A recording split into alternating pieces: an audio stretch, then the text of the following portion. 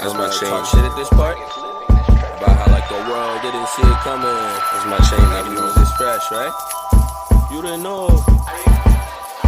I'm so wild. They call me for local, so local. Where they do it. Hello, and welcome to episode 5 of Two Square Girls, wherein we discuss things. M squared signing in. Yes, M squared signing in. Thank you. We have to give all of our names to the followers so that they know who's talking and when. So M and N. Yeah, M and M. It switches who's M to the 1 power and M to the 2 power. It switches every episode, and we don't keep track, so we don't expect you to keep track. But essentially, M to the power of 1 and M to the power of 2 here, and combined we make two square girls. And today we're discussing... Thanks for doing the math on that. Yeah, my math skills are subpar, but I can do some basic calculations in my head. I'm sure everyone's very impressed. What's the square root of 16? Square to the 16th? Yeah, square root. Like if you, the square root. That would be so many M's. We would have to do a whole Zoom meeting with all the M's to make that happen. This episode that we have here, episode 5, will be about things that are not scams. So I think this would be a good place to do that. Our first, actually, are we on episode 5 or 4? I think we're on 4. This is episode 4. That's true. We'll have our bonus material, and that will be episode 3.5. So this is episode 4.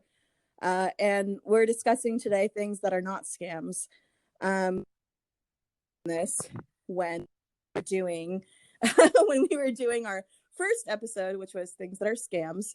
And now we're doing things that are not scams. And to talk about what we did a little bit last week, we were talking about drink names, and I said that mine would be Diet Woke, but I think more appropriately and more relevant to my life is probably the GTL, the green tea lemonade, not latte, lemonade. And that would be my actual drink name. So we talked about in the first episode how green tea is not a scam, right?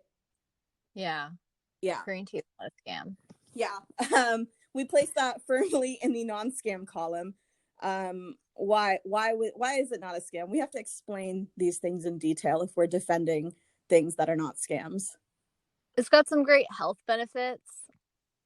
Right? I mean, yeah. I mean, even the iced version that I drink, aren't you supposed to drink like a cup of hot green tea like before a meal to help with your metabolism? Isn't that a thing? Yeah, it helps you digest the food. Right. So that's why it's in the non-scam column, because of its many health benefits and its light approach to caffeine. Which yeah, it actually has its caffeine range is actually a lot healthier for your body than coffee. Even though I cannot live without a cup of coffee every day. M to the 2nd power. I think you should give a rating system of caffeinate, like from least caffeinated to most caffeinated, and let's try and put them in order. So the first one, like we'll do like regular green tea, and what else should be okay. So let's do green tea, cold brew, regular coffee, espresso, and I don't know, like a regular soda. So let's put those 5. And let's put them on a scale between like caffeinated to not caffeinated. I definitely think nitro cold brew is on the higher end. Ooh. Name. What a name, nitro cold brew. Like it sounds like a you're in me revealing that I go to Starbucks much more than I would like to admit. In one of those, those movies like Fast and the Furious or something, when they press the nitrous and you go super fast. Yeah, right. And then they put the pumpkin cream in it, and that's what it sounds like when you say nitro cold brew. It sounds like you're hitting the nitrous on your life. Okay. So, are we putting that at a 10? Energy drinks also are pretty high up. But okay, well, I will have 6 things. Put me to sleep. Okay, it's really weird. So let's make energy drinks maybe like in the mid to high, so like 7 maybe. Like if we're putting numbers to these things. So what would be at number 1? It wouldn't be green tea because green tea has some caffeine in it. Maybe does herbal tea have any caffeine? I guess you could put like non-caffeinated or really lightly caffeinated herbal teas. Okay. All right. So yeah, let's do that at like 1. That's level 1. Or there's even like sleepy teas. If you think of teas, then you're going to like the negative end of the spectrum. That's true. We'll have to do a whole other rating for things that are not caffeinated at all. I put them at a -5 sleepy tea. -5. All right, so we'll have sleepy tea at -5. We have lightly caffeinated herbal tea at 1-2. We'll do green tea at 3. Does that sound right? Yeah. Green tea at 3. What else did we say? What about soda? Is soda like a 5? Soda is sugar more than it's caffeine, but it's more sugar. Not like a Sprite, which doesn't have any caffeine. More like a Coke or like a whatever. Like a regular soda that has caffeine in it. I guess you could put that at like a 4 or 5. 4 or 5. Yeah, I agree. 4 or 5. And then we talked about how. What about regular coffee? Is that at like a 6 or an 8? I guess it depends what roast. Isn't blonde roast like more caffeinated? I think so. Okay. Yeah, it depends on the roast. But in general, it'd be like around a 6. Okay, so like a 7. And then you have like the higher, like stronger concentrated espressos towards like 8. 8, 9. I agree. If you have like a double shot, it's like a 9. Okay, so there's that one deadly coffee that's like so concentrated that you have to like sip it over 12 hours. Whoa.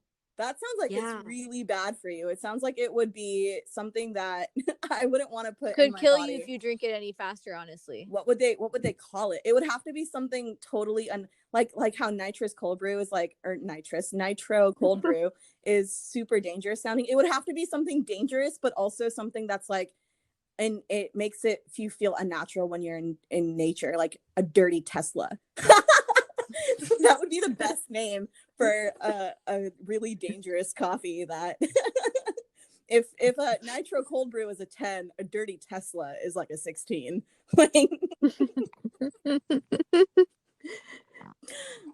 yeah. Okay. So we'll have to discuss that further. Let's finish our rating. So where are we at? Yeah. We were at 8 with the espresso, and then I feel like I would put like energy drinks right around this range, a little bit 7. higher. Oh, okay. Because like, higher. doesn't like Bang have like 300 milligrams of caffeine or something like that? Whoa. Like 200 milligrams? And I know that coffee has like 125, and green tea has more like around like tea in general, more like around 70 to 100. I think 80, 90 is usually the peak on tea as well. Whoa. I'm not exactly sure.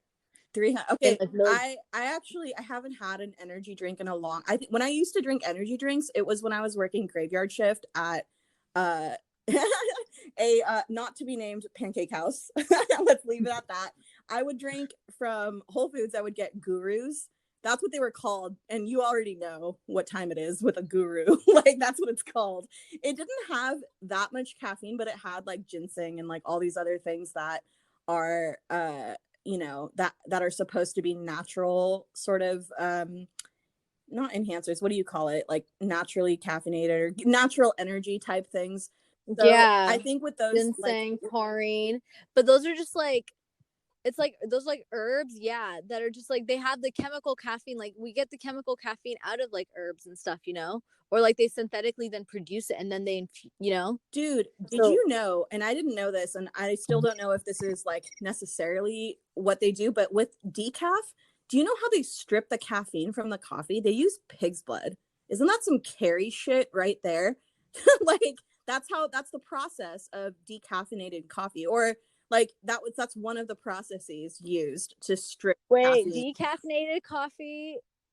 What? I've never heard of this. You've not heard of this? I don't know if they still I have to look this up. I don't know if this is still the process, but it's supposed to be like a really stringent like process of stripping the caffeine. And I also, who's drinking decaffeinated coffee? Like, what kind of vampire shit is that? Like, I don't understand why you're drinking coffee at all. Like, what, the taste? That's the worst part. Like, unless it's they soak it in methylene chloride or ethyl acetate. Okay, so I know we're doing things that are not a scam, but I'm going to put decaffeinated coffee in scam. And Whoa, this is a massive scam. They put in an extraction vessel. That's crazy. Yeah, the more you hear, the more you know, y'all. When it comes to decaffeinated coffee, just say no, because it looks and sounds like it is really bad for you. Sometimes they use chloroform to decaffeinate coffee. Whoa. What? Whoa. Did you read the thing? Do they use blood of some animal like it's a sacrifice? I'm trying to look for that. Because I definitely heard that somewhere where, and after I heard that, I could never look at decaffeinated coffee the same. I know this is a huge tangent and we're supposed to be talking about things that are not scams, but this is important, man. Maybe there's someone out there Pig who's drinking pig juice. Let's look at. Someone typed it in before. Pig juice Yo, no way. What's it say? must include pig. Let me see. Must include what? No, it doesn't have. I don't know what. Somebody told me it was pig's blood, but it could be some other animal. I don't know. But they use something to strip the caffeine because it's such a process to strip the caffeine that it's a thing. But yeah, no, it's very upsetting because I didn't know that, and then when I did know that, I felt very adult, and I was like, oh, this is the way the world works, and it made me really sad because I don't think it's that common, but it's common enough. People ask for decaf sometimes, like if it's like, after like 7 or 8 and just don't drink coffee after 7 or 8 if you want to be that good. But some people like need the taste, or they like associate it with relaxation or something. Like it's more of a olfactory like response to, Oh. So some people need it and they'll drink it for the taste or for the for the routine, I guess.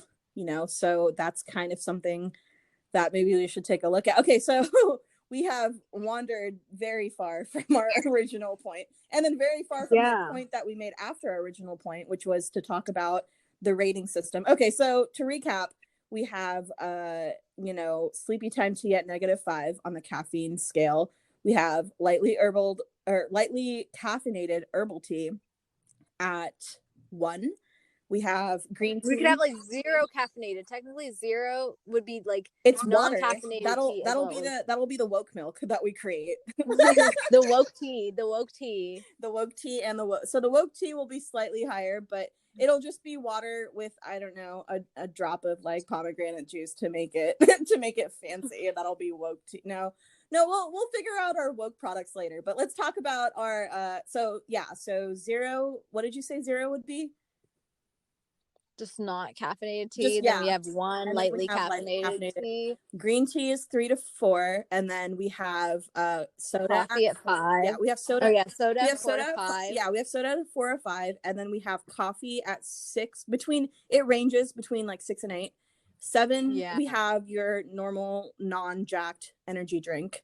Also at 6 is the Guru. I think an energy drink comes above coffee though, but like there's also deadly coffee. So coffee technically goes off the spectrum as well. So it goes from 6+. That's what we'll call coffee. Yeah, it just goes 6+. Okay. So and then energy drinks. Energy drinks are like 7+.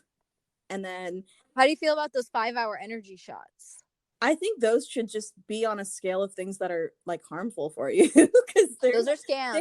They have caffeine in them. I guess we can place them at the same category as energy drinks. No, they belong in the scam category. Okay, yeah. So we'll have it in the scam category, and then so on energy drinks are 7+, and then espresso is 8 to 9, and like obviously depending on how many shots of espresso you take in your designer coffee, and then 10 is nitro cold brew, and then the deadly coffee that you were describing, which I have dubbed Dirty Tesla, is going to be at like a 12+. So we have gone through a whole range here, and our original point was that green tea is not a scam. So you're welcome for the for the extra commentary. I think last time we talked about how K-pop is not a scam. That's true. And I don't know anything about K-pop, but you had an experience. I understand. Yeah, I know about like some dude who sang the song named Wedding Dress. Like my friends in high school used to be obsessed, and they love K-pop. So like they would be playing it and making me listen to it, and I'd be seeing it and I'd be enjoying it too. Like it's not bad music. Like I get it. It's catchy. And like there's some K-pop that's been like popping off of TikTok too. Some of those like background sounds.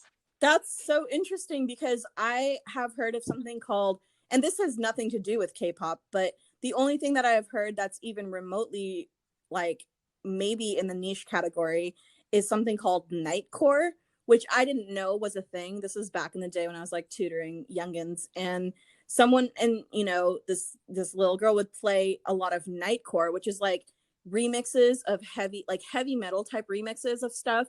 And I remember stupidly asking her, "Is this K-pop?" And she just looked at me with the most like the just it was just utmost disdain. Like she couldn't believe what this boomer was saying. And I'm like, I'm not that like out of touch. I know that K-pop's like a music category. Does that count? But no, it does not. So you're either really into K-pop or you know nothing about it. And I hold a healthy amount of respect for people who listen to a lot of K-pop or like watch K-dramas, because I can't. I watched a couple of K-dramas. Were they good? I can't name them for you. There was one that was like a ripoff of like Gossip Girl, but it wasn't Gossip Girl. It was just like the high school elite kids drama stuff. That is such. But it was like a love story. They were all like love stories that like I saw. Maybe that's because I saw their like romance category. Okay, we might have a divisive issue here. Are we putting K-dramas in the scam or not scam category? We don't watch enough to comment. That's but true. We can speculate. Yeah, just speculation wise. having never watched any, and you having watched like slightly, like a little bit. Where should they're heartfelt, but they're not real. That's the thing. Like it depends. Like, are they influencing women?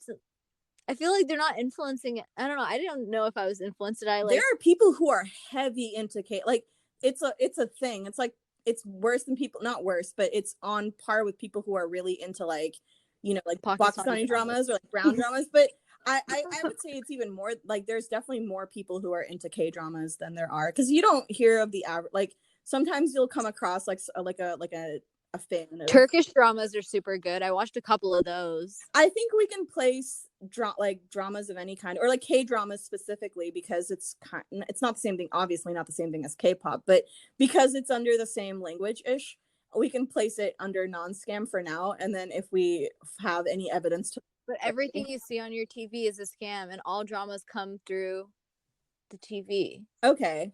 So as a genre, let's keep it in the let's keep it teetering. It's on the it can go either way. We're just speculating. We don't know. It could go either way. Yeah. But K-pop specifically, like I think that's definitely not, like as we were saying before, it's not a scam, because there's just so much of it, and it's so popular, and it's I don't think I've ever heard a whole BTS song, but for some reason I know what they are because it's K-pop. Like, right? Am I wrong about that? Are they not? Right? And I can even like probably recognize one of their faces for you, even though I don't know. Yeah, I have zero frame of reference for like, but if I saw that person, I'd be like, oh, he's probably BTS, in that BTS. Yeah, because that's how big they are. Even if you haven't have no inkling of an idea of any of their songs, or haven't even heard of one or heard through one, which I haven't at all, it's still very firmly, it's so part of the zeitgeist that it's not a scam. Yeah. So we have placed it firmly in the non-scam column. Yeah, see, we're making progress. 20 minutes in, and we already have 2 things in the non-scam column. This is better. This is better than USPS is not a scam. Yes. Okay, number 3 on our list of things that are not a scam is the U.S. Postal Service. And I have never thought in my lifetime that I would be exposed to people who thought that mail was obviously like junk mail is a scam, but actual physical mail that circulates, chain mail is a scam that's been around. Chain mail is a scam. That's true. But I'm like, we're talking about the actual postal service, and not the band. Shout out to the Postal Service, except not really, because we're not in 2004. But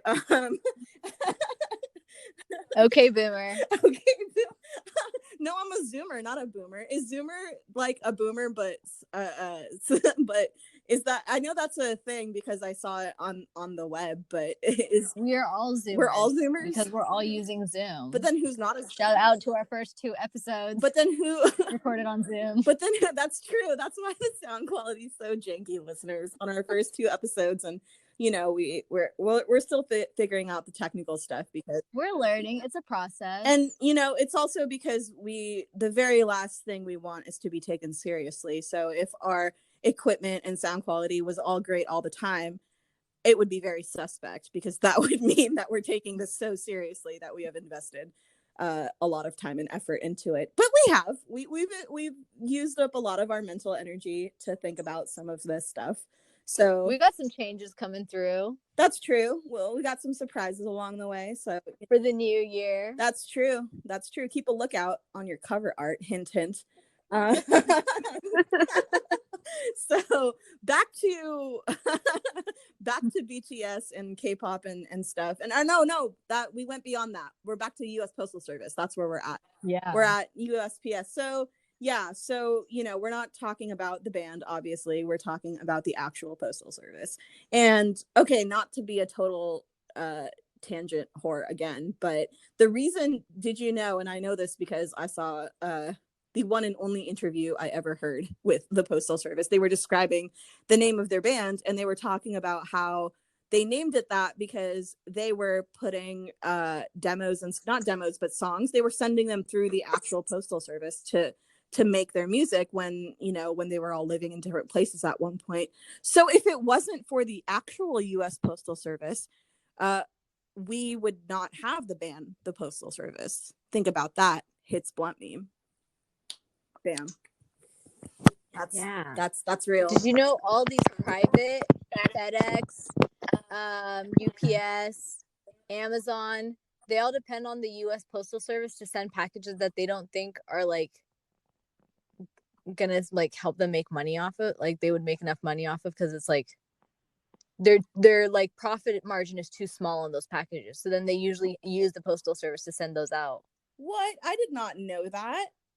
Yeah. Wow. So these privatized these businesses that look privatized to you right now about sending your packages and whatnot, they're not. They're also working in conjunction with the government.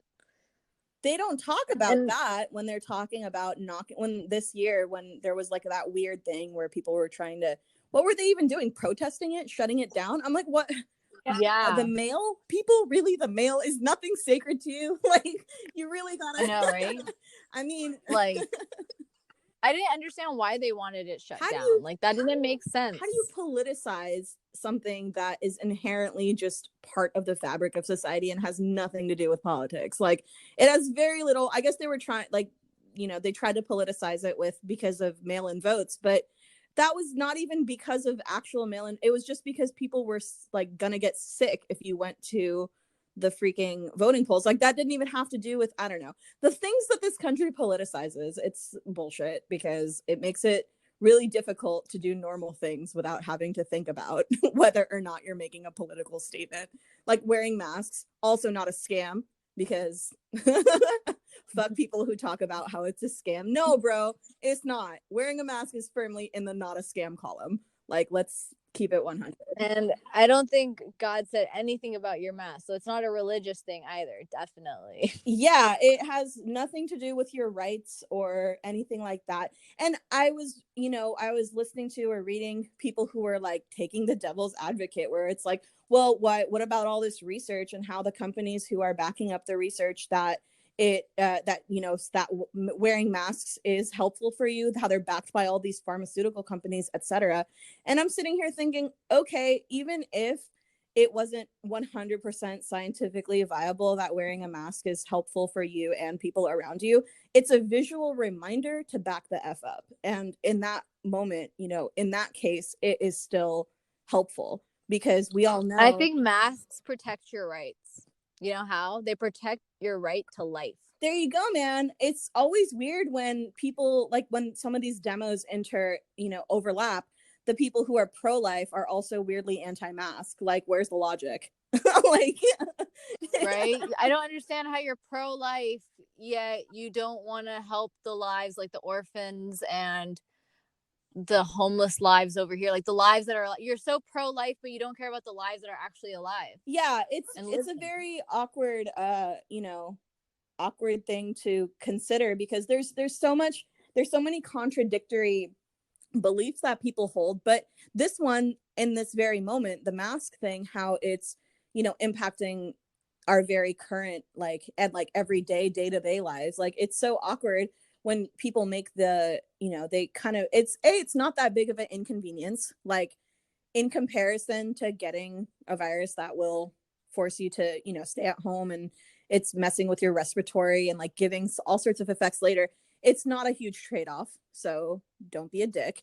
And also we can't predict who is having like the worst or negative effects and the more positive effects. It's a game of probability and chance, honestly. Like, and it also depends on the strain that you get. Like, you don't know what strain you're gonna get exposed to in your area, right. And you don't know how it's gonna affect your body. Why do you want to take that risk? And I was listening on a different podcast, how they were interviewing this NYU professor who was suing his fellow faculty for protesting that he was teaching. He was like in his class, it was like a study of propaganda class at NYU, and he was talking about how he was basically giving the students assignments to research, these articles, these scientific studies about whether or not masks are effective or whether it's a propaganda thing. And, like, I get the motive and the, benefits of an exercise like that, to ask people to think critically about things which may or may not be propaganda. But like I said, it doesn't even necessarily matter if it's scientifically viable or not. Like, it doesn't matter if it's scientifically proven if a mask helps you or not. Like, wearing a mask, like I said, it's a visual reminder. When you're walking around and you see people with masks, you're cognizant that, hey, it's better to back up and be 6 feet apart instead of having spread of disease.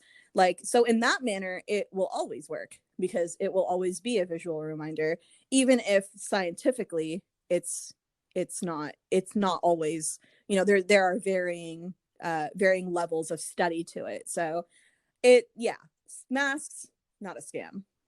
Wear your mask. Yeah. This has been a public service announcement. Please wear a mask. Yeah, this this message has been improved by Two Square Girls, aka M Squared. Do you think vinyls are a scam? What are vinyls? That's right. Like, vinyl. I haven't succumbed to getting a record player yet, but if this pandemic goes on any longer, I might, just so that I can have that as a hobby in addition to having a podcast. I will also be a vinyl record player. But okay, so again, this is one of those situations where I don't have enough information because I don't have enough experience with it. But speculation is in order. What do you think? Do you think I don't own a vinyl record player, but I would love to, just to hear, like, just to be able to, get some retail therapy in. Yeah, and get the difference in sound. I mean, we came up in a world where most of our exposure to like music and sound and stuff has been I mean, for me it started with the floppy disk. God, that's how old I am. Like, I remember but do you remember how, like, we used to only basically listen to popular music through like what was coming on the radio? Yeah, radio was big. And then technically little 8-year-old me, who was very savvy in these technical matters, would get a tape and put it in the tape recorder thing, and anytime a song came on, I would press the record play button, and then it would get the song from the radio, and then I could make my own mixtapes. Very janky sound quality mixtapes with the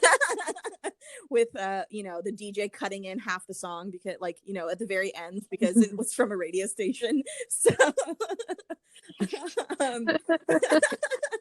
that's really old school. I remember having like the Walkman CD there player. You go. And you would, CD like, players. walk around with the whole That's ass the next thing. step. Yeah, that was the next and, like, step. CDs. Like the original beats, I guess.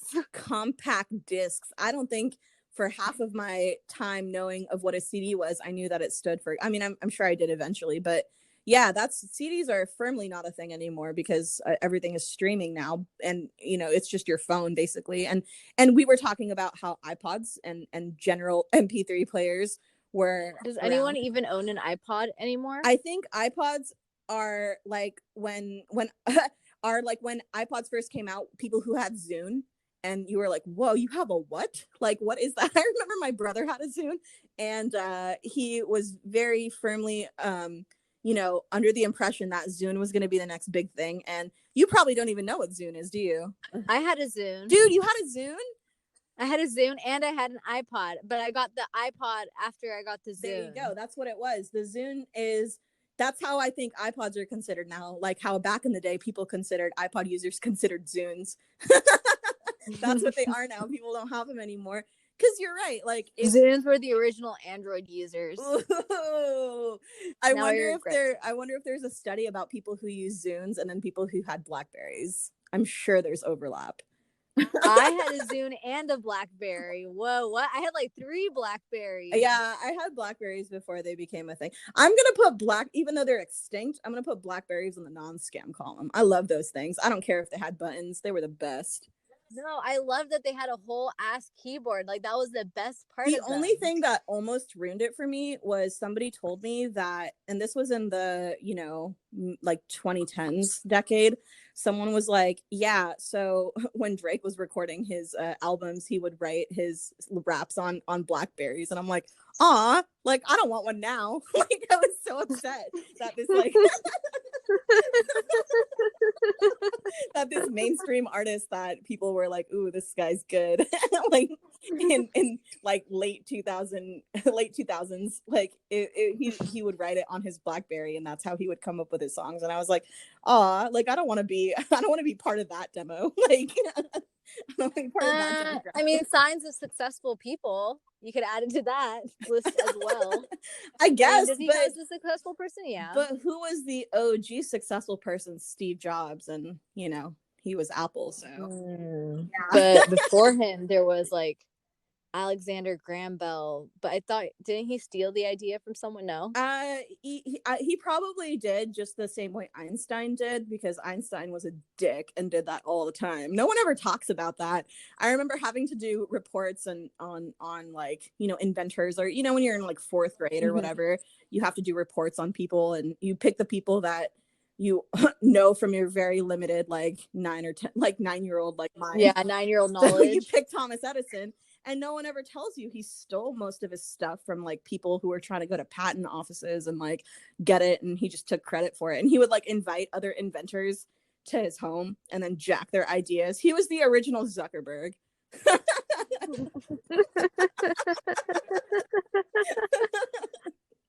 So, yeah. You heard it here on Two Square Girls. Thomas Edison was the original, so yeah, it was Edison, not Einstein. I was slandering Einstein for no reason. It wasn't Einstein, it was Thomas. It was Edison, yeah. Yeah, Einstein was legit. He's not a scam. He's in the non-scam column. Einstein, non-scam column. Edison, scam column. Just to be clear. Wait, what was our original non-scam? We did masks, and then vinyl. Okay, so vinyl. Yeah. Back to this. Wait, we were on iPods. Right, but that's under the umbrella of talking about whether or not vinyl records are scams, because iPods are extinct, and so not extinct, but they're not used. Whereas people still use record players, making them timeless. So, and at least iPods went extinct before some other animals. Really? Which animals? Which animals in I don't know every animal that's not extinct yet, but is probably endangered. Yeah, I think, we're going to have to do a whole other show about how certain animals, like right after they're discovered, it's discovered that they're also going extinct. And that is very sad. We'll have to do that in the same episode that we were remember how we were talking about how the Bronx Zoo, one of the tigers, got coronavirus? And we were wondering how. We'll have to do in that same episode, we'll talk about animals that are going extinct. That'll be our nature episode. Yeah, we could drop some great facts and like raise some awareness about animals in that episode. I don't know if we have enough knowledge to do that particular episode, but yeah, no, we'll put it in the list of things, the ongoing never-ending list of things that we have to talk about. So vinyl records, I know that people talk about how the sound is better and that you can really feel the music. So just speculation alone makes me want to put vinyl records in the non-scam column. How about you? What is your consensus? I agree. People tell me that like the sound quality is completely different on a vinyl record and you don't know until you hear it on a vinyl record. So I guess we got to get a vinyl record and hear it out, man. Yeah, we can do that. That would be a What would be a non-scammy place to buy it though? Because like, do you think Urban Outfitters counts as non-scammy to buy a vinyl record player? no. UO is firmly in the scam column, bro. Like they're the actual. Did you know? Okay, I know this is very dated of me to say this, but at one point, like from that show New Girl, where they had the douchebag jar, they were selling douchebag jars at Urban Outfitters for like $20. I'm like, that is a mason jar with a post-it note. Get the fuck out of here. Like, are you serious, Urban Outfitters? Are you really trying to sell this to me right now? Like, and it's like at the in the anthropology store when they're selling like a bundle of wheat. Like, For how much though? I'm like, the things white people will buy. Like, what is this? It wasn't like a sprig of lavender. There was no function to it except for an aesthetically pleasing bundle of wheat. But that's how much was it? Yeah. There was a spectrum. It ranged from like $5.99 to like, I don't know, 30 or something. Like, So it basically started from $6. yeah, 6 and up, because there were different sizes. In case the smaller bundle of wheat did not tickle your fancy, you could purchase the larger bundle of wheat. And it was, I cannot imagine what compels a woman to want to buy that. or a guy. I don't know who shops at Anthropology these days. Like, I haven't been to one in a while.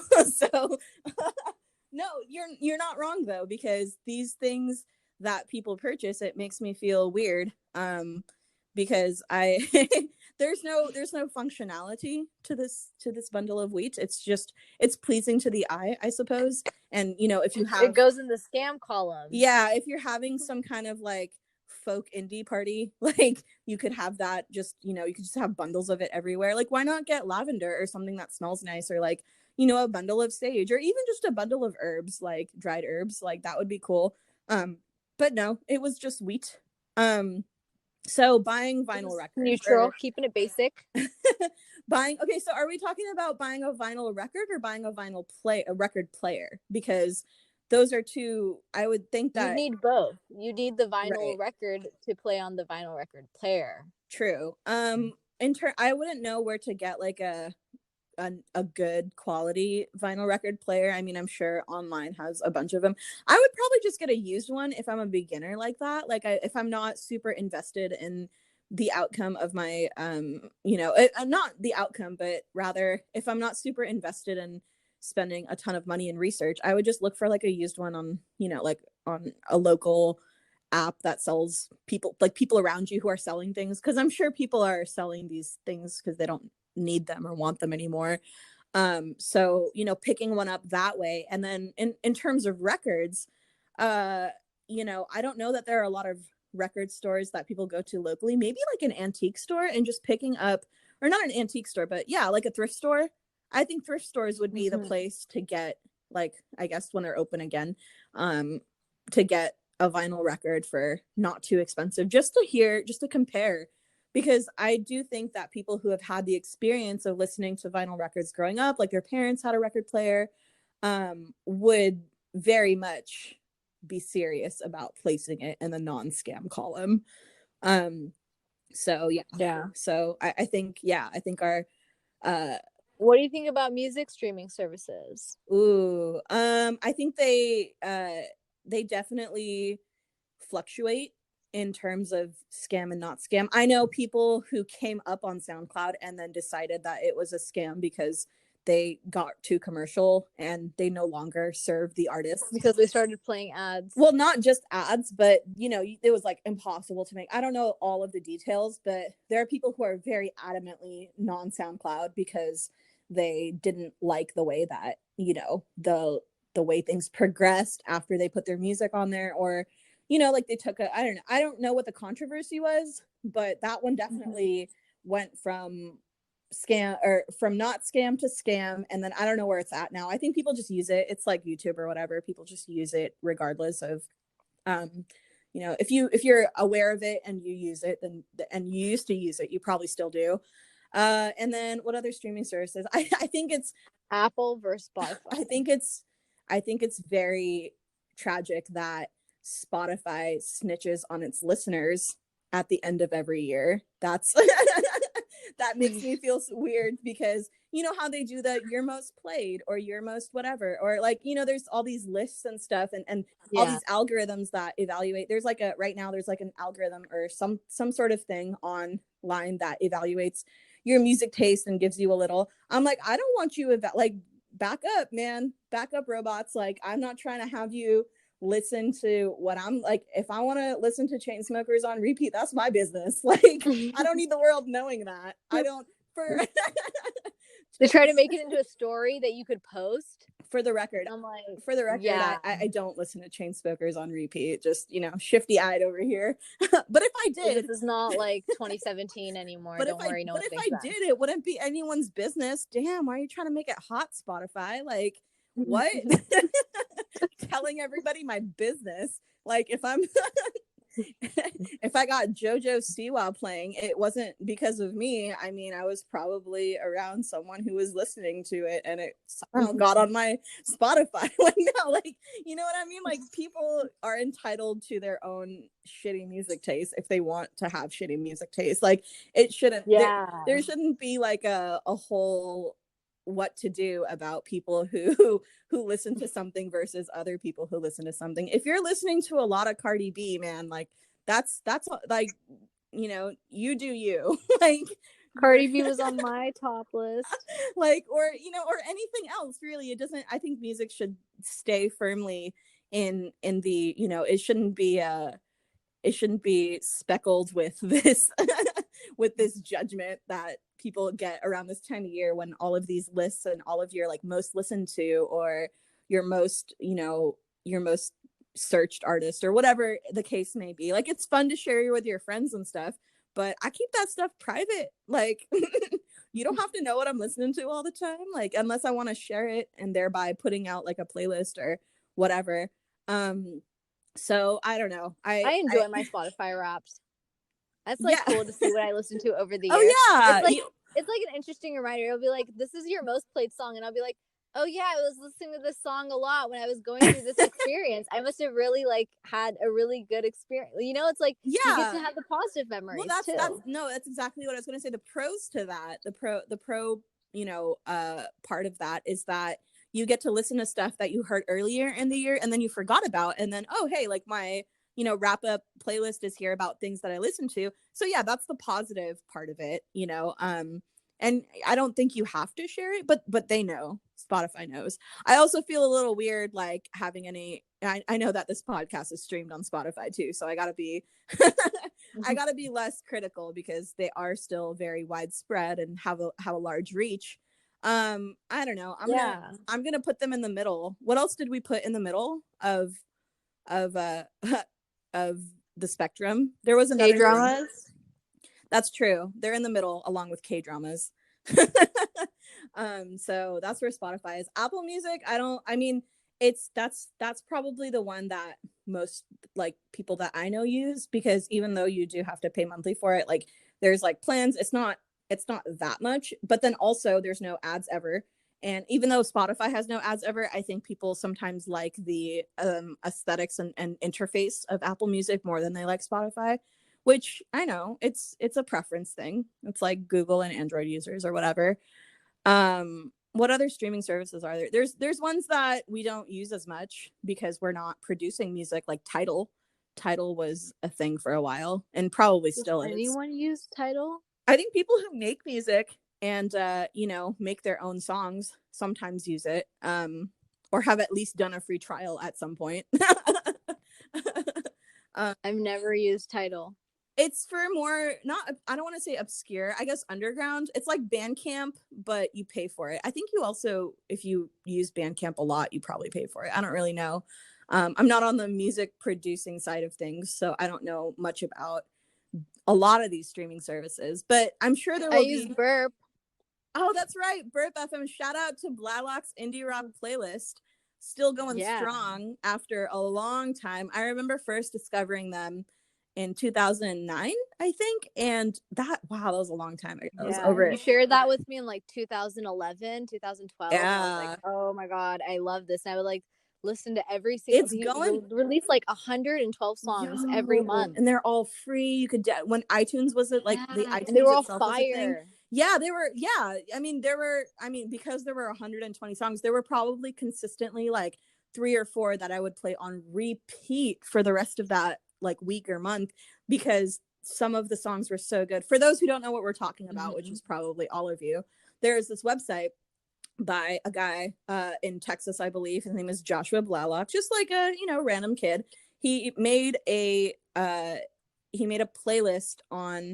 Blalock's Indie Rock playlist, BIRP, Yeah, burp and .fm. yeah, and now he's turned it into like a whole thing. It's called burp.fm, BIRP.fm. And the cool thing about it is that you could stream like songs right on there. Every month comes out with like a bunch of new songs, and it's usually just stuff that people send to him or stuff that he heard around. But the magic is that you don't have to care about like where it's coming from. You just listen to all these songs and pick your favorites. At least that's what I did. And I came up with some true gems. I mean, sometimes there's more mainstream music on there, like songs that you maybe haven't heard of for a while, or like maybe a more mainstream band came out with a song or an album and you hadn't heard it, and sometimes it's on there. So it's not all just like obscure stuff you've never heard of. Like I remember at some point they had like new like Passion Pit or like the Killers, or some of these bands. A lot of the songs that I would hear on there would become popular a few months later, like Petite Biscuit, Sunset Lover. I heard it on his playlist. Ooh. And then like a few months later it blew up. Yeah, and it's not stuff that people like nobody's heard of, like Foster the People, that's on featured on there sometimes. There's like these bands that 1942 has been on it a couple of times. Yeah, that's true. It's just a lot of like just whatever he enjoys for the month of indie rock, and he drops it on a playlist, and it's a great place for. I know his playlists are on like Spotify now. He even has like everywhere. A Snapchat. They're all over the place, and like and it's very understated, which is nice. It's not all up in your face all day every day, which is like it's not like for like rap where it's like the like very Excel freshman list or something like that. It's not like super commercial. Sometimes it's stuff that you can't even find on like YouTube, and the only reason it's on there is because someone sent it to him. But then also, like, to be real, sometimes I get bored with like, okay, to be honest, there are days where I listen to songs just on repeat all day every day, and then there's times where I never want to hear a repeat of a song. I just want something different all the time, and those are the days that I listen to. Okay, so Blalock's Indie Rock, that playlist, that particular and stuff like it, because I don't know, that's just one subset or one website from. I'm sure there's an array of indie rock out there, like playlists and stuff. But we can place that in the non-scam, right? 100%. I know, yeah. And this might be a very niche thing that like most people don't care or know about, but that's okay, because that's what this podcast is stuff that you perhaps never cared to hear or know about, and now you know. So it's like that. It's like if you're into indie rock music, you could definitely check it out. But if you're not, you could just totally skip over it. Yeah, exactly. If that genre doesn't, it's not appealing to you, that's okay, because that's the whole thing about music, is you don't have to justify your taste to anyone, not even the Spotify algorithms.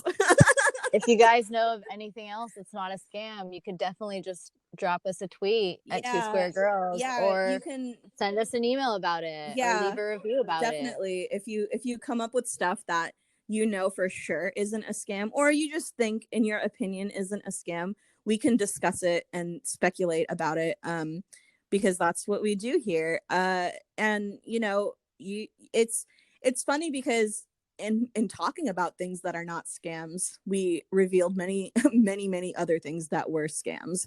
So we're always looking for things that aren't scams in order to alleviate some of the we're just trying to keep y'all woke. Oh god. I think that we'll have to do several episodes that never ever say the word woke, just to palate cleanse some of the excessive use of the word that we have done in the past.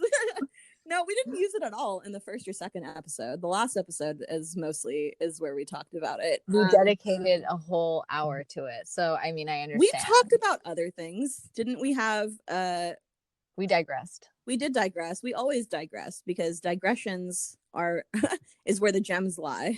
That's where all the sweetness, all the juice comes from. That's where you learn all the stuff that you really actually kind of need to know, and then that's all the reason that you stay. And I have found another in talking. I have found another thing to debate of whether or not it is a scam. Fresh pressed juice, scam or not scam? I know that's a good one, right? That one can go either way. It's not a scam at home, and you can make some great flavors, like just by adding a little bit of like spice. You could do like a ginger, turmeric, carrot. Like that's not a scam. But then when you buy if it's fresh pressed, it's not a scam. But it depends on like the vegetables also having like good ingredients, and like I guess they probably would if it's a fresh pressed juice bar. I think what you're getting at is like buying fresh pressed juice if it's like wildly expensive for no reason is scammy, but making it at home and you're actually using the good ingredients and being very mindful of what you put in your juice and pressing it yourself is not a scam. But who does that though? Except for like people who are you're already a little bit weirded out by because they're super into health. Who does a fresh pressed juice every day? What about like those subscriptions that healthy people? Yeah, that's true. Yeah, I'd say that, like, is it a scam if you get like 7 days worth of it and you can just have like a whole juice cleanse? Ooh. I feel like that's a scam. Like, no, you should not just live off of juice for 7 days. Like, I hope they're eating. But what about a cleanse though? Because cleanses are very specific. So we'll have to shelve the fresh pressed juice to talk about these juice cleanses for a second, because I think that they can be a scam if you're not actually doing the whole cleanse, because they're selling you this idea that you're going to be all healthy and feeling good after you do this cleanse, but then they're also counting on you not to finish the whole cleanse so that you will inevitably buy more of the product, and that is where the scam lies. But I think that having an actual juice cleanse where you actually do it is not a scam. Is that where you make it yourself? I get what you're saying. Not even make it yourself, but if you go through, because I mean, a 7-day one is really long. Even a 3-day one, by the like second or third day, you're feeling weird. Like you're like, whoa, I'm feeling woozy. Like, especially if you're not used to, liquid diets. But are you eating anything else? That's the thing. Like you got to be eating other stuff. But it also depends. Like you can't just go a juice cleanse, but then eat like McDonald's and really inflammatory foods for your gut for like 7 days as well. You got to have like healthy foods alongside your juice cleanse. Say more about gut health. I think that you would have a lot of insight into what are good bacteria in your stomach. Let's get educated for a second. What do you need in your stomach in order to have good like probiotics? Like what's going on? Probiotics are great. Prebiotics are great. There's a lot of foods that naturally have it, like yogurt has it. Kefir has it. I feel like that's a version of yogurt. Right. What's that thing, that really spicy nice thing? Kimchi has some great probiotics in it. There's lots of ways. Kombucha has probiotics in it, but like it really depends on people. It depends on what suits your natural like gut microbiome as well, and I don't like, unless you have like a disturbance, we usually don't like test your gut microbiome, but I mean, it doesn't hurt to have like, as long as you're eating healthy foods. That's the point of the cleanse though. Like the cleanse is full of like leafy greens and like vegetables that have a lot of vitamins and minerals, right? And your body is like consecutively absorbing those vitamins and minerals on a regular basis for like 7 days. Right. And you're like meeting that, like you probably like, I mean, I don't know about you, but like, are we always consciously like eating healthy veggies every day? Like if you eat healthy veggies every single day in the same quantity, and like don't overcook them to the point that you kill the nutrients out of them, you can enjoy that food and like get those nutrients as well without having to do the juice cleanse. That's so important to realize, because I think most people, I don't know, I can only speculate that most people who want to do a juice cleanse, it's because they have overdone it in some way, or they're trying to prepare for like a exercise diet regimen, and so they want to have, they want to kind of reset their body, but that's not how your gut works. It's more about what you're putting into your stomach on like you said, day-to-day basis. If you're consistently eating raw veggies, as opposed to constantly cooking and overcooking your vegetables and your They other. don't have to be raw. They could be like steamed. Okay, yeah, that's a good point. Yeah.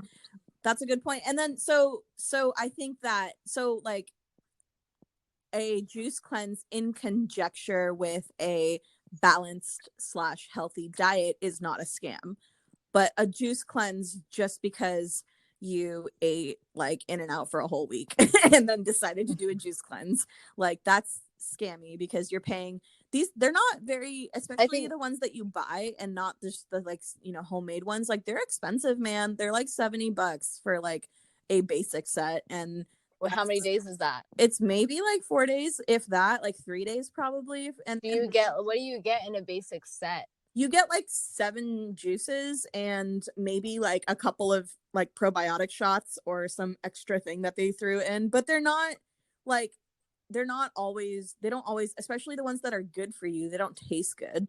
Like they taste kind of like you said, leafy greens and stuff, and they don't last. They're obviously don't have a very long shelf life because they're fresh pressed. Yeah, you gotta drink them in the right next few days. And so if you haven't like done one before, or you haven't worked up to it, it can be a scam, because by the second day you're gonna break it. Like just human nature, especially if you're not just doing a juice cleanse, you're like going through your day-to-day life with work and whatever else you have going on, kids or whatever. Like it's when you're doing that and you're doing a juice cleanse and you haven't mentally and physically prepared for something to that effect, you're not going to finish it, and then you will buy another one at some point, or it's like a waste of. You'll feed into their marketing scheme. I think the scam here is the part where they convince women or men, whoever is doing or others, anyone who is doing this juice cleanse, is that they need to eat less. Like that's no, that's not good. You don't need to eat less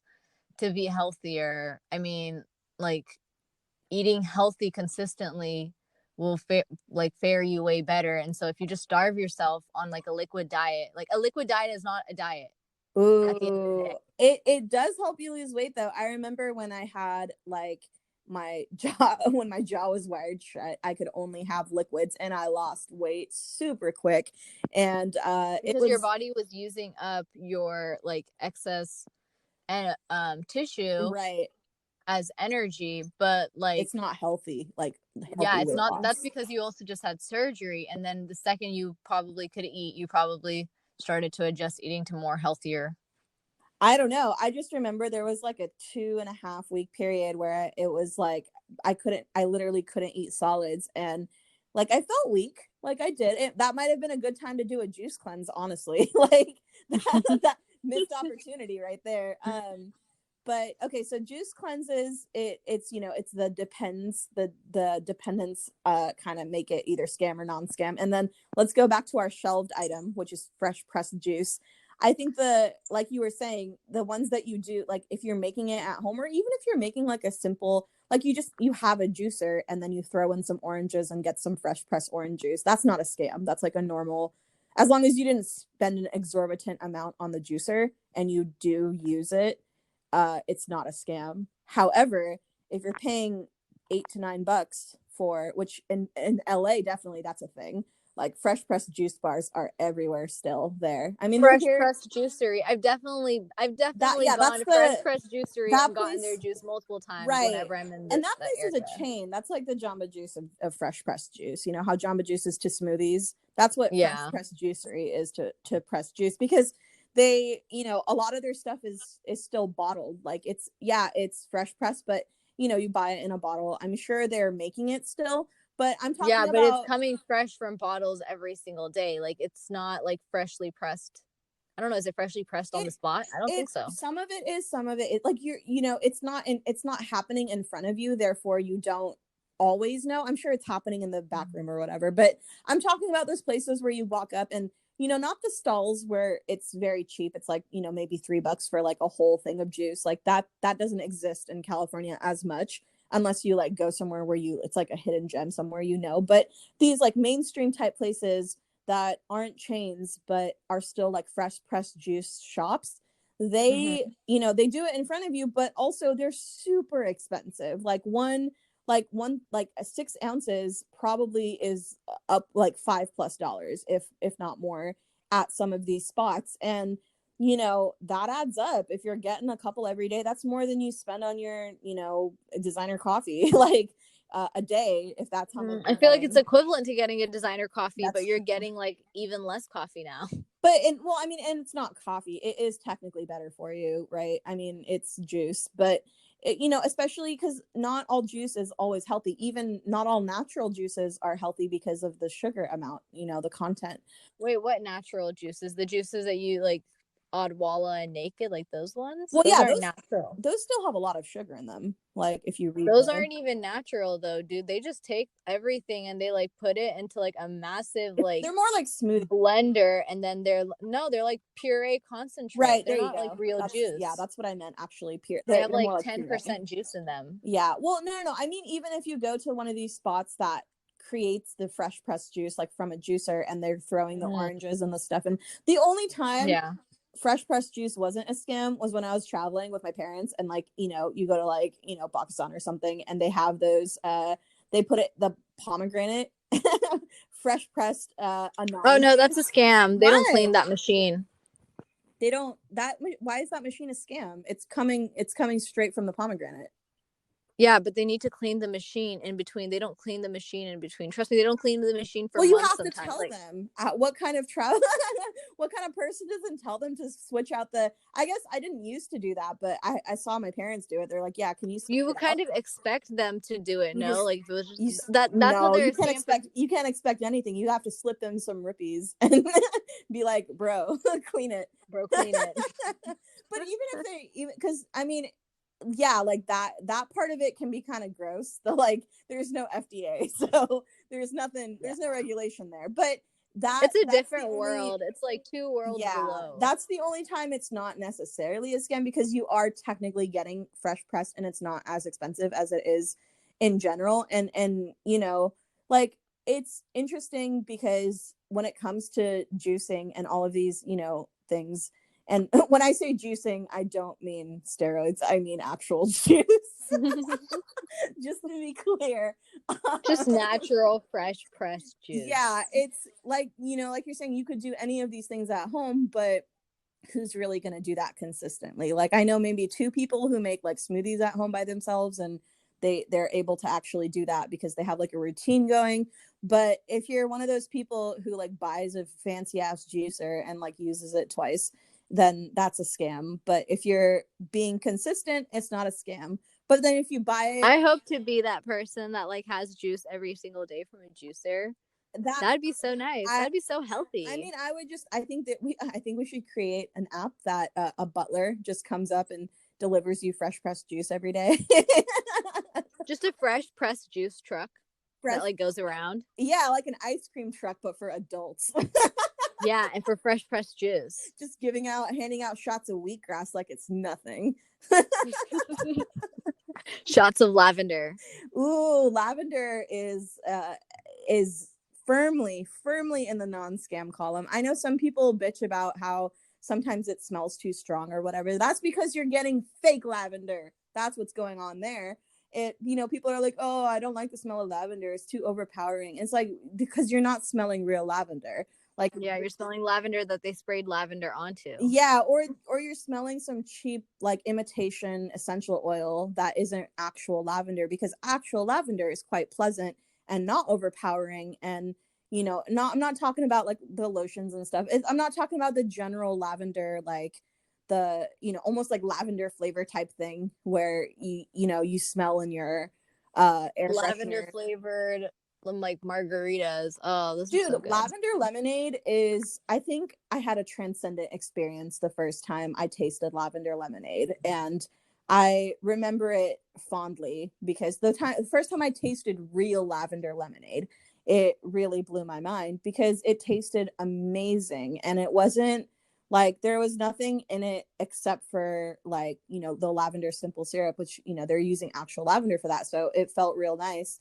But okay, so yeah, so I've had that's lavender coffee, but like it depends on the place. There was yeah. this one spot that made really good lavender like honey espresso.